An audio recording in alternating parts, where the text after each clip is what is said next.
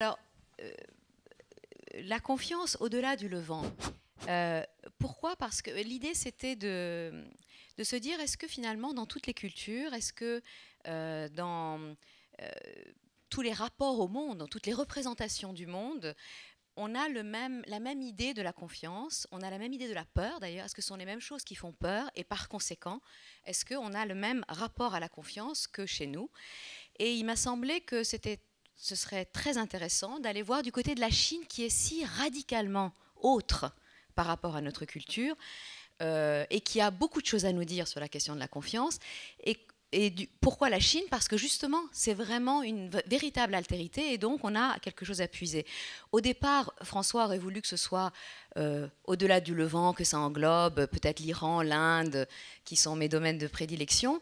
Mais il m'a semblé que finalement, dans le creuset indo-européen, qui va de l'Inde en fait, jusqu'aux États-Unis, en fait, nous avons le même rapport à la question de la confiance parce que nous avons le même rapport au réel, à la terre et au ciel. Alors que quand on arrive dans le monde chinois, on arrive dans quelque chose de nouveau.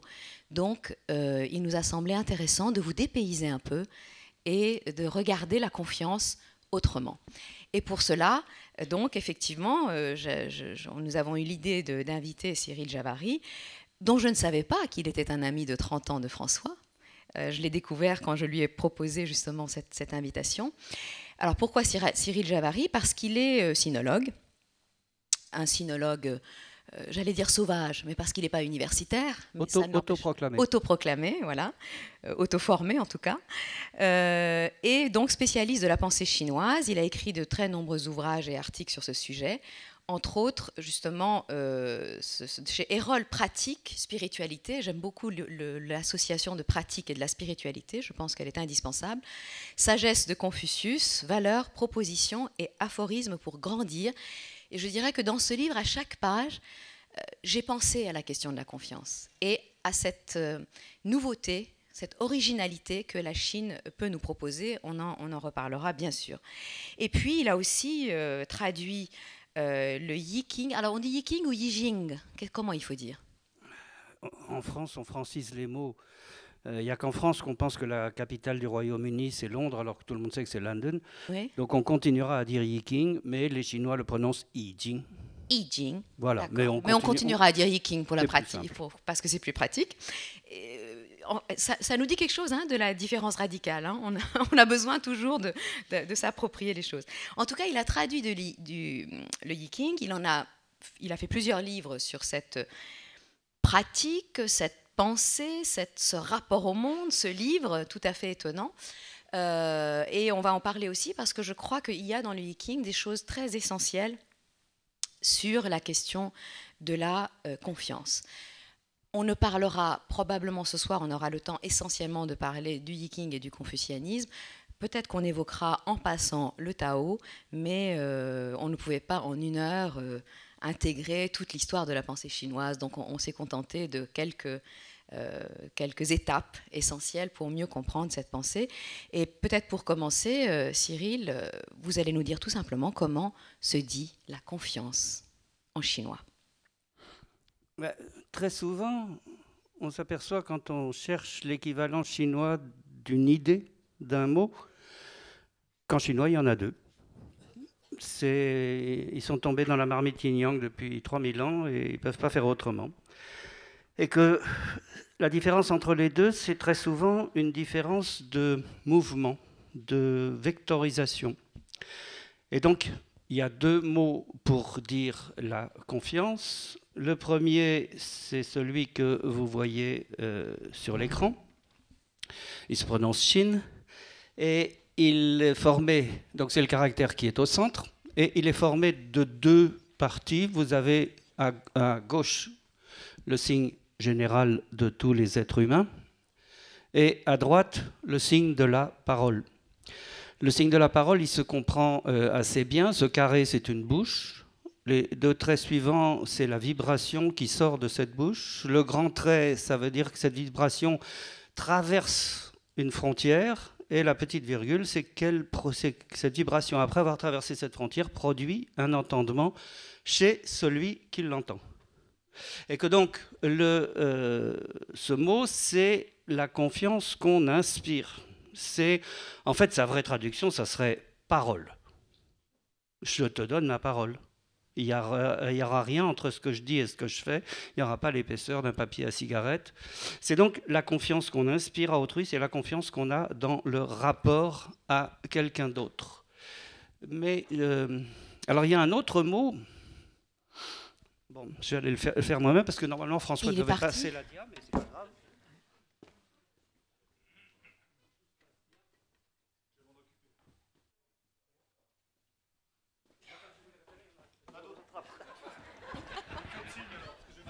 D'accord.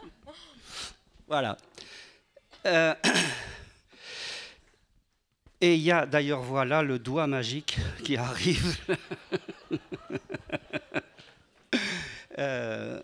Donc le deuxième... Non, mais attends, tu nous laisses... Non, non, il me gâche tous mes effets parce qu'il veut faire oublier son absence. Le deuxième mot pour dire la confiance, il se prononce fou. Et c'est un idéogramme que moi je trouve extrêmement beau. À la limite, si le premier c'est la confiance qu'on inspire, celui-là c'est la confiance qu'on expire. C'est-à-dire que là, c'est plus la confiance qu'on donne aux autres, c'est la confiance en soi. Et il est formé de parties. Donc vous avez au-dessus un des nombreux signes de la main et en dessous le signe de l'enfant. Il représente donc, et ça c'est très souvent en chinois, les idéogrammes sont des dessins qui représentent des situations qui évoquent des idées. C'est pour ça que ça s'appelle idéogramme. Et donc là, ça évoque un geste, le geste d'une main d'adulte posée sur un enfant. Et donc c'est la relation de confiance absolue entre l'enfant et l'adulte, entre l'adulte et l'enfant. Et je voudrais l'évoquer par la diapo numéro 3. Et en même temps rendre hommage à cette femme que je trouve magnifique. C'est Madame Licia Ronzelli. Madame Licia Ronzelli est députée italienne au Parlement européen de Strasbourg. Et elle s'est dit qu'elle ne voyait vraiment pas pourquoi, parce qu'elle était devenue mère, elle n'irait pas avec sa fille Vittoria au Parlement de Strasbourg. Et cette photo date d'il y a 2 ans. Mais sinon, la petite Victoria accompagne sa mère à toutes les réunions du Parlement de Strasbourg depuis 2 ans. Et si vous tapez son nom sur Internet, vous verrez des tas de petites photos. On la voit même quand sa mère vote à main levée. Elle aussi, elle met sa petite main. Et donc, vous voyez, à la fois, ça me permet de rendre hommage à cette femme et en même temps de vous donner ce que voit un Chinois quand il voit ce second idéogramme, la confiance en soi, la certitude d'être à l'endroit juste. Et encore une image, s'il te plaît, François. Les Chinois n'aiment pas beaucoup l'eau. Et ils s'en méfient, ils n'ont pas confiance. Absolument, exactement. Et quand vous apprenez à nager à un enfant, c'est pas la peine de lui montrer les mouvements de la brasse ou du crawl, dire même un chien sait nager. Il faut juste lui dire l'eau va te porter. Aie confiance en l'eau. Eh bien, les 3 petits traits que vous voyez à gauche, c'est les 3 gouttes de l'eau. Et le caractère que vous voyez à droite, c'est le caractère confiance que l'on vient de voir. Et donc, le verbe nager s'écrit en chinois avoir confiance en l'eau. Alors justement, vous avez parlé de l'eau et du fait qu'on se méfiait de l'eau. Et je voudrais justement ici qu'on dise quelque chose de la peur, c'est-à-dire du fait que la confiance n'est pas une ignorance du danger, parce que l'eau, c'est dangereux. On peut en effet se noyer dans l'eau. Et c'est quand même très intéressant que la confiance soit liée au fait que, au fond, il faut s'abandonner aux forces de la nature qui, contrairement à ce qu'on peut imaginer dans un premier temps, c'est-à-dire qu'elles sont dangereuses, en réalité, si on sait s'y abandonner, elles deviennent au contraire protectrices. Et j'ai l'impression que ça, c'est très important, ce rapport au danger, confiance que recèle la nature dans nos relations en fait, avec elle, dans les relations interhumaines naturelles, en fait. Cyril Javary. Vous avez tout à fait raison. Et cela vient d'une particularité unique de la civilisation chinoise. De toutes les civilisations qui sont nées sur le continent eurasien, la civilisation chinoise est la seule qui habite depuis toujours le pays qu'elle habite maintenant. Toutes les autres civilisations sont le résultat de conquêtes ou de migrations. Les Chinois habitent le bassin du fleuve Jaune depuis 10 000 ans et ils y cultivent les céréales depuis que celles-ci font partie du patrimoine de l'humanité, c'est-à-dire une dizaine de milliers d'années.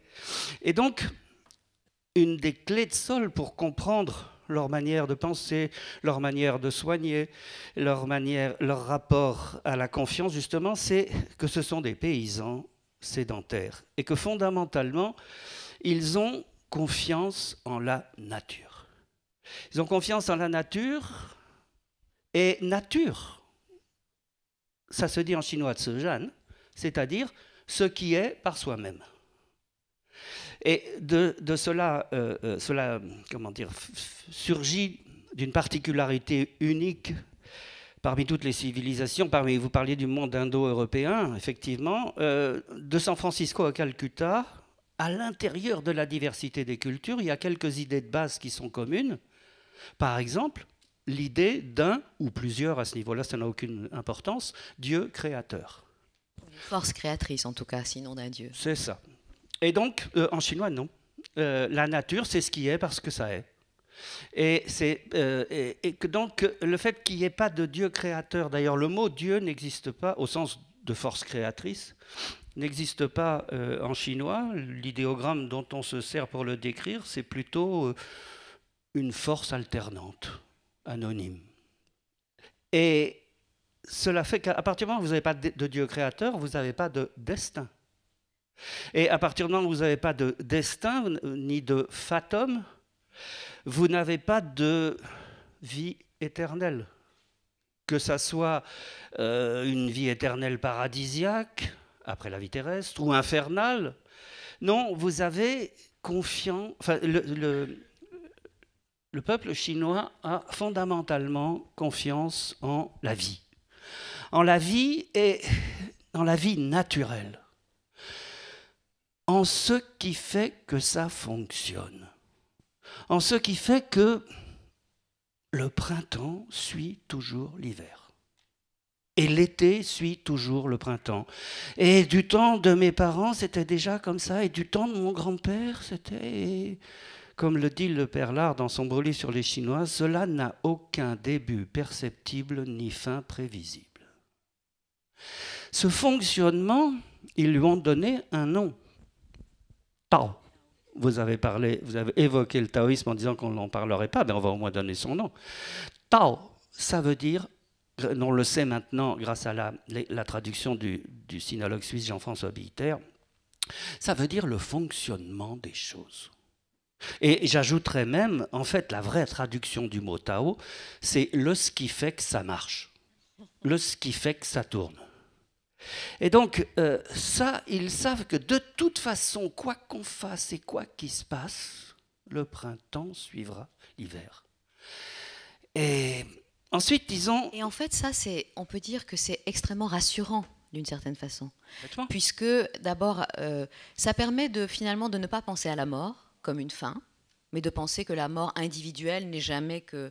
Comme une fin, ou pire, comme un début. Voilà, mais c'est jamais qu'un moment dans ce mouvement général de la vie. Donc la vie ne devient plus le contraire de la mort fait partie de ce cycle général.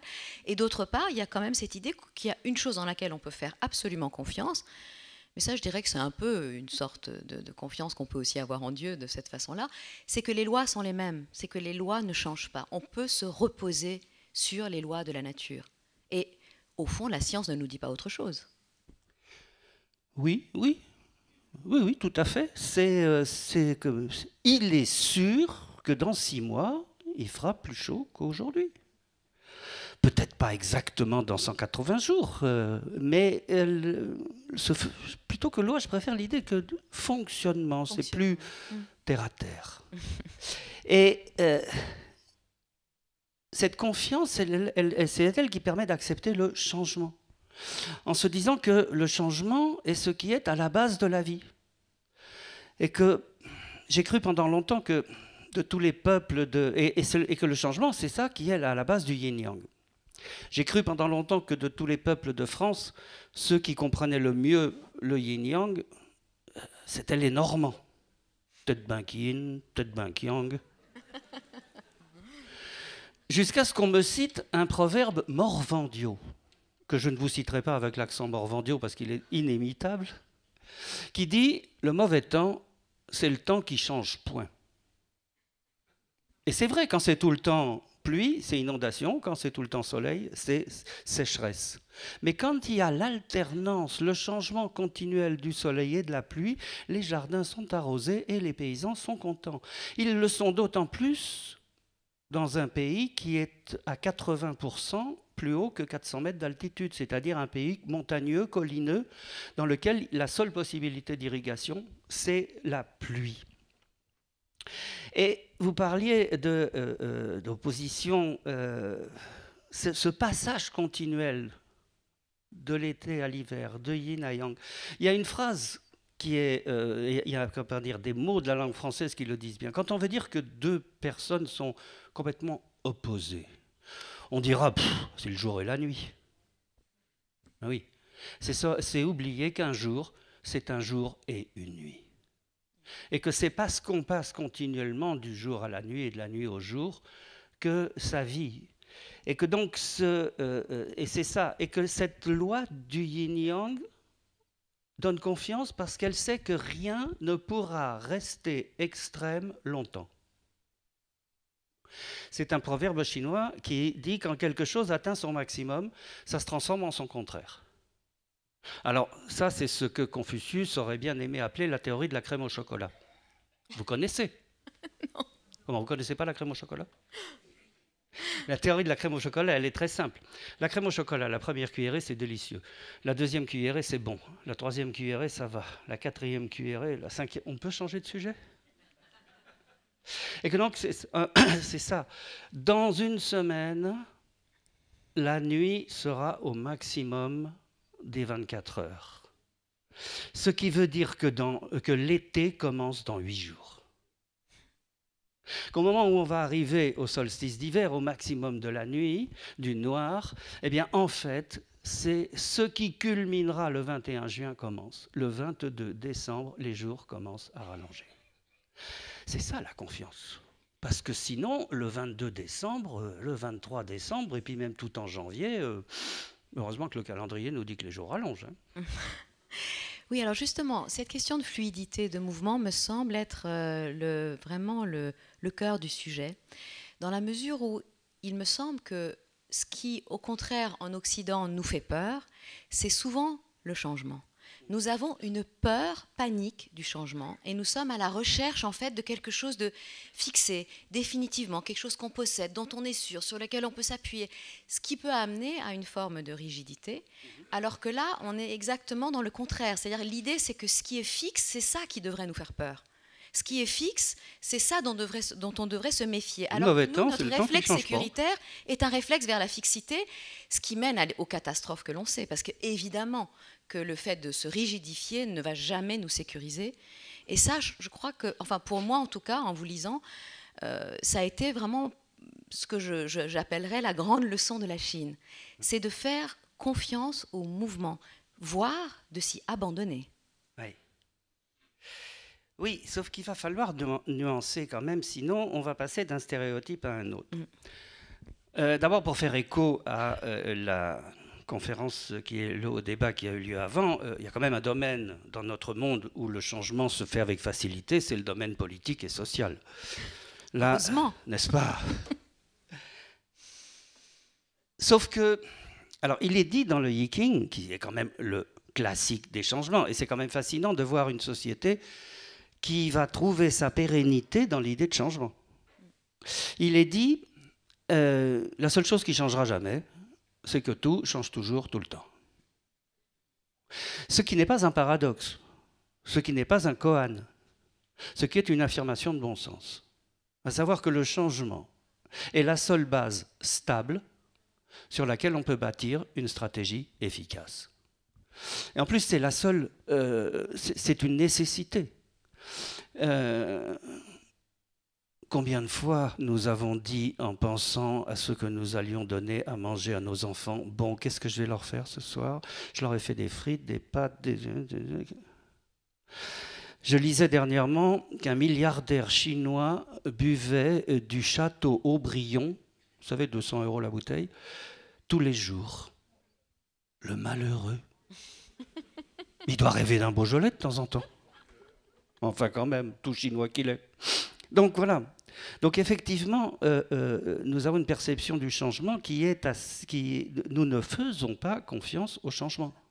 Hein, alors que c'est précisément ce qui nous permet de vivre et ce qui nous permet d'accompagner ce mouvement. Mais il y a quand même un petit mais. C'est que les Chinois vont faire la différence entre un rythme naturel qui est immuable, et puis le rythme humain qui lui aussi ne change pas, mais enfin qui lui aussi a sa fixité, mais surtout qui ne va pas à la même vitesse. Il y a un proverbe chinois que je déteste et que je vais vous citer en espérant que vous allez le détester autant que moi. Ce proverbe, il dit, c'est un distique, c'est 2 vers d'un poète de la dynastie des Tang, devenu proverbial. À chaque printemps, les fleurs sont aussi éclatantes. À chaque printemps, les humains sont différents. Vous avez vu la vacherie? C'est qu'à chaque printemps, nous avons un an de plus. Et à la différence de la nature, ça se voit. Et que donc, il y a d'abord cette différence de rythme.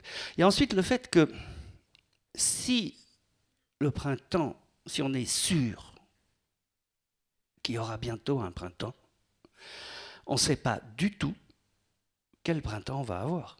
Est-ce qu'on va avoir un printemps tardif, pluvieux, précoce, froid, chaud, etc. Il y a un printemps tous les ans et c'est jamais le même. Et les gens qui comprennent ça très bien, c'est les œnologues. Ils n'oublient pas de mettre l'année sur la bouteille parce qu'on fait les vendanges tout le temps au même moment, mais il n'y a pas 2 vendanges qui sont pareilles. Et de la même façon. Et donc l'idée chinoise, c'est que la loi de fonctionnement du vivant est immuable, mais son application est aléatoire. Et l'un des exemples de ça, par exemple, nous sommes tous bâtis de la même façon.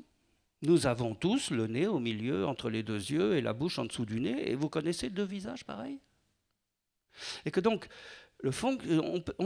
c'est ça qui leur permet d'avoir confiance en la nature, c'est-à-dire en son fonctionnement, ce que vous appeliez des lois, alors qu'en Chine, la nature est violente. Ce n'est pas un climat tempéré comme ici. Il y a des tremblements de terre, il y a des inondations, il y a des sécheresses. Les Chinois qui ont 40 ans maintenant sont peut-être la première génération de toute l'histoire chinoise qui n'ait pas eu faim une fois dans sa vie. Donc, et de la même façon, notre corps fonctionne parfaitement, mais il y a des fois où on tombe malade. Alors, c'est bien parce que ça donne l'occasion d'aller voir François Lapéroux, mais on peut aussi aller le voir quand on est en bonne santé. Et en fait, il faut aller le voir avant de tomber malade, justement. Exactement. C'est ça le principe de l'acupuncture. Mais, il faut avoir confiance en son médecin pour vous maintenir en bonne santé, parce que si on tombe trop souvent malade, c'est que le médecin est mauvais. Tout à fait. Si j'ai bien compris le fonctionnement. Et à l'inverse, qui est-ce qui disait « la confiance dans le médecin est parfois plus efficace que le remède » Aussi. C'est Avicenne. Oui, ce n'est pas un Chinois, c'est Avicenne qui a dit ça. Donc, mais ce qu'il y a de plus fondamental, je crois, c'est pour ça que le mot loi me chagrinait un tout petit peu, parce qu'il n'était pas assez vivant. C'est la confiance dans la succession des générations. C'est la confiance dans le fait que la vie passe de génération en génération, et cela continuellement. C'est quand même une loi biologique, hein? Oui. On va rajouter biologique pour pas que ce soit trop sec. Il faut que ça soit plus vivant. Bien sûr que c'est une loi biologique. Mais ce n'est pas un motif de confiance. Il y a plusieurs éléments qui peuvent nous montrer ça. À l'époque maoïste, il y avait un fabliau qu'on aimait bien raconter, qui était Yugong déplace les montagnes. Ça nous rappelle quelque chose, hein, déplacer les montagnes. Oui, c'est ça, c'est la foi, bien sûr. Ben lui, non. Voilà, mais c'est très bien que vous disiez ça maintenant, parce que et on va voir la différence. Yugong, en chinois, ça veut dire le vieux crétin. Bon. Et alors, Yugong, il habitait dans un village, et le problème, c'est que les champs des gens de ce village, pour y aller, il y avait une montagne entre les deux, et donc il fallait faire un gros détour pour atteindre les champs. Et le vieux crétin, il se disait, c'est vraiment crétin cette situation. Et donc un jour, il a pris une pelle, et il a commencé à déblayer la terre, et on lui dit, qu'est-ce que tu fais? Il dit, j'enlève la montagne pour qu'on aille plus vite, qu'on soit moins fatigué quand on arrive au champ. Et on lui dit, tu mérites bien ton nom de vieux crétin, hein. Tu crois que tu vas réussir à déblayer toute la montagne? Il dit non, moi non, certainement pas, mais moi j'ai un fils, et puis mon fils il a des enfants, et puis les enfants de mon fils ils auront des enfants, alors que la montagne, non. Et donc c'est ça. Et que, alors à l'époque maoïste c'était le peuple, nanana. Mais en fait c'est cette idée que la succession des générations donne confiance en la vie. Et ce qu'on appelle sottement la piété filiale, je dis sottement parce que qui dit piété dit culte. Or, il ne s'agit pas de traiter les parents comme des dieux, ils sont d'essence humaine comme tout le monde. Ça s'écrit avec un idéogramme dans lequel il y a le mot vieux au-dessus et le mot jeune en dessous. Et comme en plus ces gens-là ont écrit en colonne pendant 2000 ans, c'est bien le passage des générations. Et ça rappelle aussi la main de la confiance, la main sur la tête de l'enfant qui est aussi le drame de la confiance, bien sûr. Mais ça, on va avoir à en reparler. Et que donc c'est ça, cette idée, c'est que ce qui ne m'arrivera pas à moi arrivera à mes enfants. Et que je suivais avec vous la conférence qu'il y a eu avant, et cette perte de confiance que l'on voit à l'heure actuelle en Occident, on va dire, pour faire simple, c'est parce que les 30 Glorieuses, c'est fini. C'est parce qu'à l'époque des 30 Glorieuses, on pouvait se dire que, bon, oui, c'était compliqué, on en bavait, c'était difficile, mais mes enfants, eux, ils auront une machine à laver, et puis ils auront un frigidaire, et puis ça ira mieux pour eux. On n'en est pas sûr maintenant. Par contre, les Chinois, actuellement, ils sont persuadés que leurs enfants vivront mieux qu'eux. Et ils le sont persuadés parce que, à leur génération, ils l'ont vécu. Paul Wolfowitz faisait remarquer en 2005, Paul Wolfowitz c'était l'ancien président du Fonds monétaire international, il faisait remarquer en 2005 qu'en une génération, le gouvernement chinois avait sorti 380 millions de personnes du seuil de pauvreté. 380 millions de personnes, c'est à peu près l'Europe, non? Et tout cela en 25 ans. Et que donc il y a cette confiance que le pays est dans une phase ascendante. Elle se répercute dans la confiance que l'on a envers les dirigeants du pays. Et que par contre... Ce qui pour nous est quand même très étrange, parce que nous avons un jugement au contraire très négatif sur les dirigeants du pays. Et ça, c'est très intéressant de dire, finalement, ce qui compte, c'est pas que les dirigeants soient démocrates ou pas démocrates, ce qui compte, c'est que les dirigeants fassent progresser le pays, finalement, quel que soit le prix à payer. Exactement. C'est vraiment pas la même conception que nous avons ici de la politique. Oui. Il y a une phrase de Confucius à ce sujet, enfin presque à ce sujet, mais qui va permettre de l'expliciter. Un jour, un disciple demandait à Confucius qu'est-ce que vous pensez du fait de s'enrichir?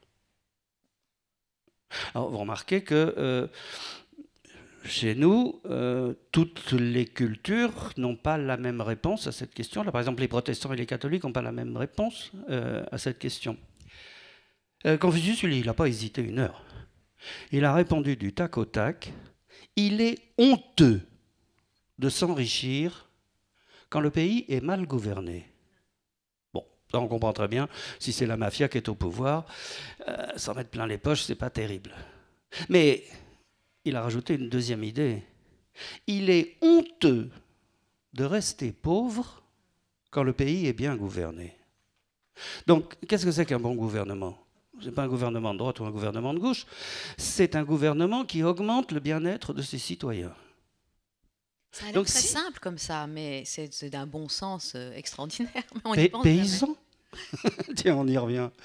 Et que donc, à partir du moment où vous avez la chance de vivre dans un pays où le gouvernement augmente le bien-être de ses citoyens, si vous restez pauvre, c'est que vous agissez à contre-courant du gouvernement, qui est un bon gouvernement. Et ça, c'est honteux d'agir à contre-courant d'un bon gouvernement.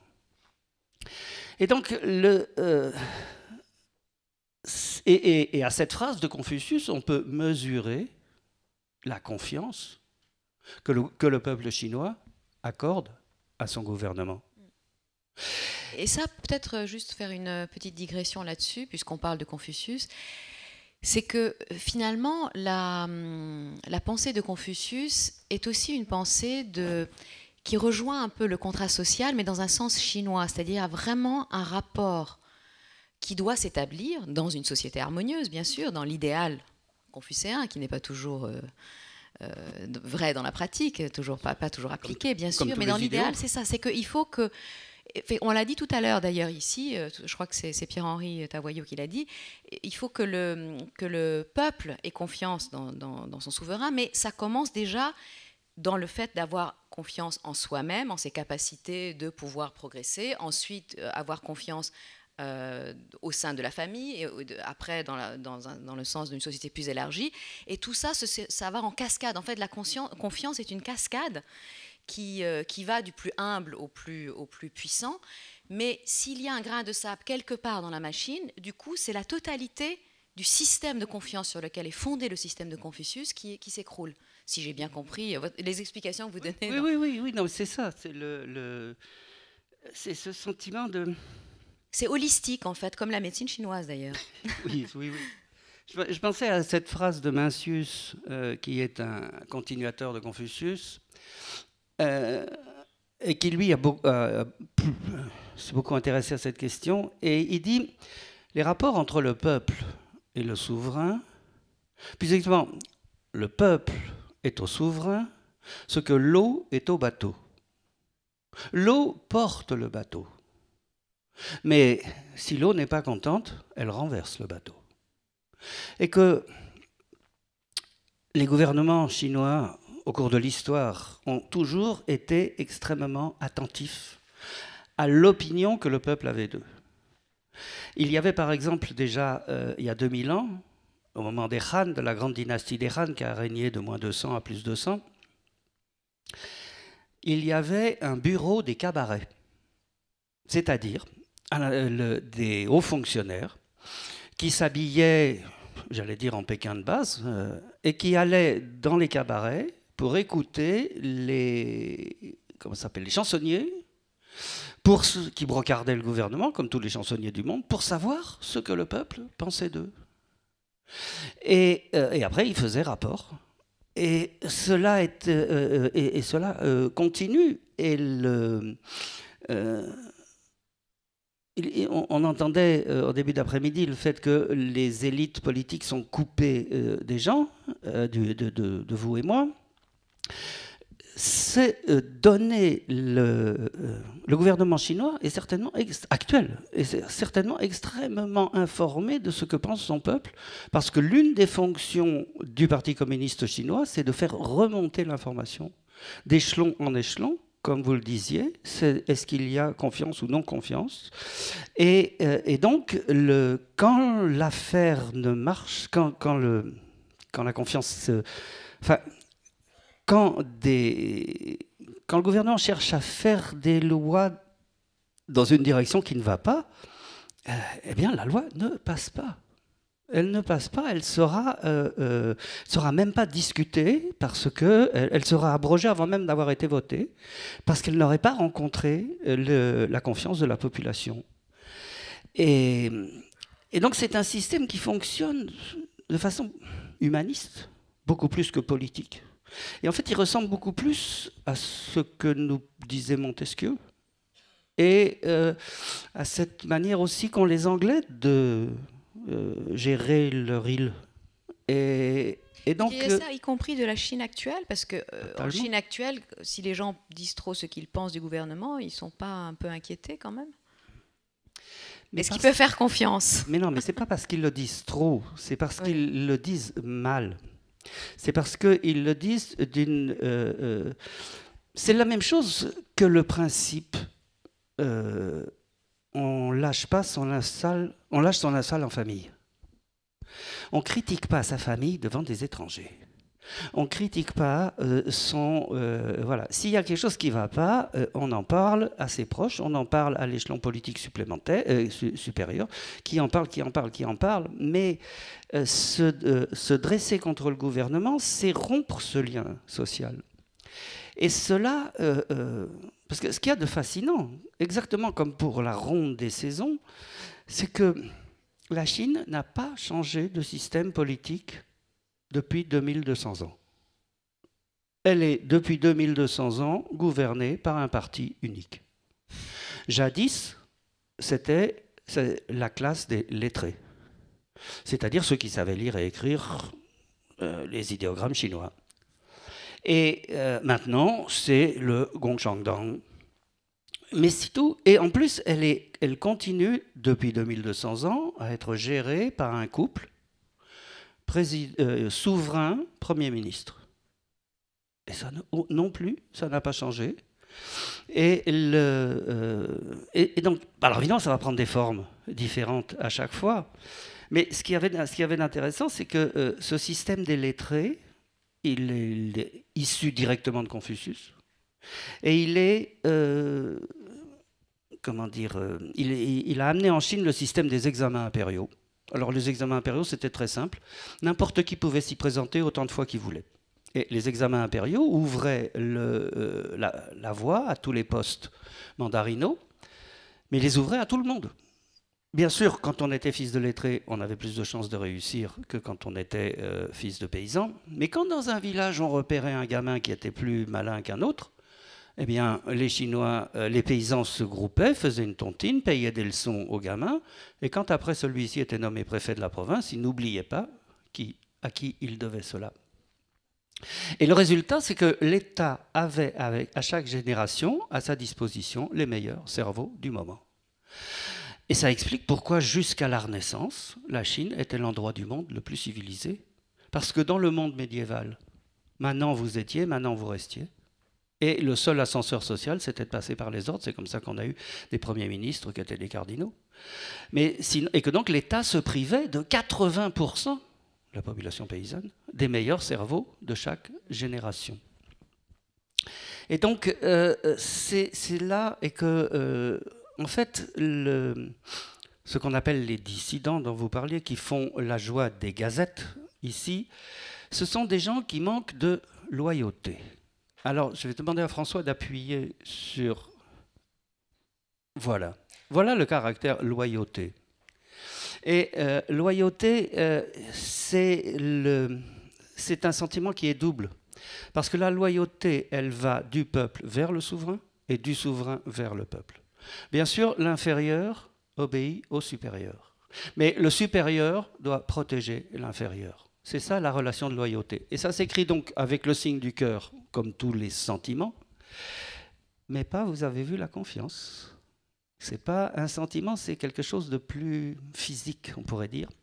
Et le caractère du milieu juste. Il représente, vu par la tranche, une flèche qui traverse la cible au milieu juste.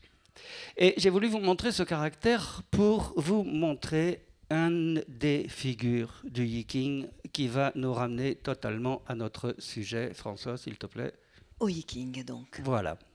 Mais peut-être avant de nous expliquer ce que c'est qu'un hexagramme et qu'est-ce que c'est que ce signe en particulier, on a plusieurs fois évoqué le yiking. Expliquer peut-être en quelques mots ce qu'on appelle exactement le yiking, ce que c'est, d'où ça vient, depuis quand. En quelques mots, ça ne va pas être facile, mais je crois que ça clarifiera peut-être pour ceux qui nous écoutent. D'accord, très bonne idée. C'est un livre qui tient dans la civilisation chinoise la place que tient le discours de la méthode dans la nôtre. C'est dans ce livre qu'apparaissent les mots yin et yang pour la première fois. C'est donc le socle fondamental du mode de pensée chinois. Mais c'est beaucoup plus ancien. Hein, c'est beaucoup plus ancien que le discours de la méthode. Oui, voilà, oui. Alors c'est un livre sans âge et sans auteur. Disons que les Chinois ont mis un millénaire à le tricoter, de tout le dernier millénaire avant l'ère commune, donc moins 1000 à 0. Et comment ça se présente? Ça se présente sous la forme de 64 situations types qui vont analyser, représenter ces situations types en termes de yin-yang et donc les représenter dans leur évolution et également nous en faire une sorte de stratégie. Et parmi ces 64 situations types, et la 61e m'intéressait beaucoup, étant donné que maintenant vous pouvez lire son nom chinois. Vous retrouvez à droite Fu, la confiance, la main sur le... oui, c'est bien à droite, oui. La main sur l'enfant. Et à gauche, Zhong, la flèche qui a transpercé la cible en son milieu. Il s'agit donc de la justesse de la confiance. L'assurance d'être à l'endroit juste. Même si à cet endroit-là, on ne fait rien. Et dans la relation juste, à l'endroit juste et dans la relation juste. Exactement. Ça me semble très important. Et comment est-ce que c'est expliqué cela d'une manière que je trouve assez élégante? Il y a des textes, bien sûr, après, avec ces figures. Et le texte principal, c'est deux mots. Porc, poisson. Alors évidemment, dit comme ça, c'est un peu sec. Ça demande quelques explications complémentaires. Le porc, il est là parce que la demi-tête de cochon est l'offrande minimale au culte des ancêtres. Vous ne pouvez pas offrir à vos ancêtres moins qu'une demi-tête de cochon. Surtout qu'après, on peut en faire une soupe excellente. Et donc, le cochon, il est là par cette offrande minimale. Il est là pour évoquer les ancêtres, pour évoquer nos ascendants. Quant au poisson, en Chine, comme dans beaucoup d'autres cultures, le poisson, par ses nombreux œufs, est un symbole de fécondité. Et donc, depuis des millénaires en Chine, il est impensable d'avoir un repas de mariage sans qu'il y ait un moment ou un autre un plat de poisson. Et quand par hasard, cette histoire était racontée dans le premier film de Zhang Yimou, La Terre jaune, un film de 85.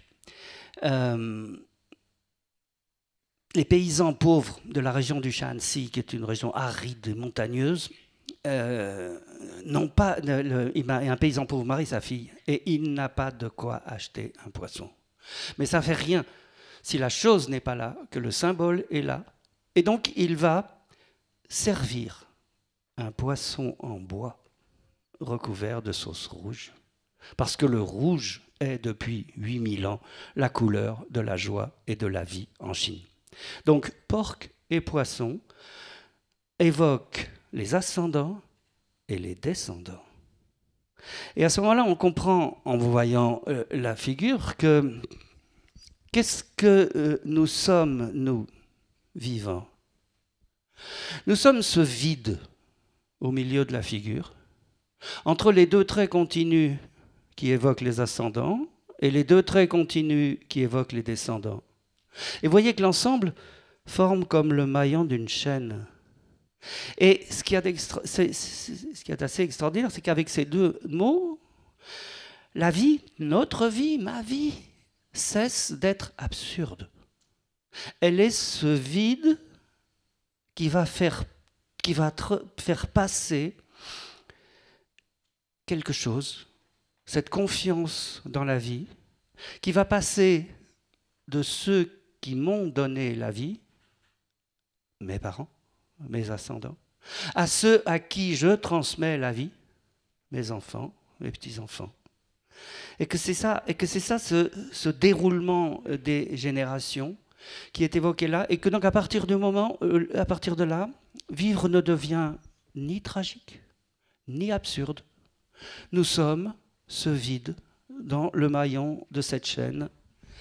Et il y a l'endroit de toute la Chine que je préfère, c'est un endroit qui s'appelle la forêt des Kong, à Chufo, dans le Shantung. Kong, c'est le nom de famille de Confucius. C'est là qu'on a enterré Confucius. Et d'abord, ses disciples, ils ont planté autour de sa tombe un arbre de chaque province, pour que chaque province soit là pour veiller le maître. Et puis on a enterré à côté de lui son petit-fils. Son fils était mort de son vivant, donc il avait été enterré dans le caveau familial. On a enterré son petit-fils, puis on a enterré à côté son arrière-petit-fils, puis son arrière-arrière-petit-fils. Et ainsi de suite, depuis 479 avant Jésus-Christ. Et donc la forêt des Kong, quand vous avez forêt dans le nom d'un lieu en chinois, ça veut dire beaucoup, est le plus grand cimetière privé du monde. Il y a 200 000 tombes. Et sur ces 200 000, 130 000 portent le nom de Kong, qui est le nom de famille de Confucius. Pourquoi seulement 130 000 ? Parce que depuis et toujours en Chine, les femmes mariées gardent le nom que leur a donné leur père. Donc les 30 000 qui restent, ce sont les épouses. Et donc dans cet endroit, 78 générations de Confucius sont enterrées là et se succèdent. Et c'est extraordinaire, parce qu'en plus c'est un endroit qui est relativement ouvert, et on voit des enfants qui jouent sur des chevaux de pierre qui ont 1000 ans de plus qu'eux. Et en fait, je n'ai jamais vu un cimetière où on est le plus profondément la sensation de la vie, la sensation du passage des générations, et on en sort heureux. Parce qu'on se dit, ben oui, finalement, si j'arrive à transmettre ce que m'ont donné mes ascendants, si j'arrive à le transmettre à mes descendants, eh bien, ma vie aura eu un sens et j'aurais eu raison de lui faire confiance.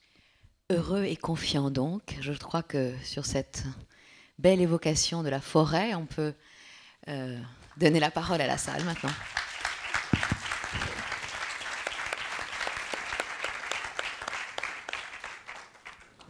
Alors Pierre-Henri m'a fait une promesse. Il m'a dit, je vais poser une vraie question. Je lui fais confiance. Merci pour ces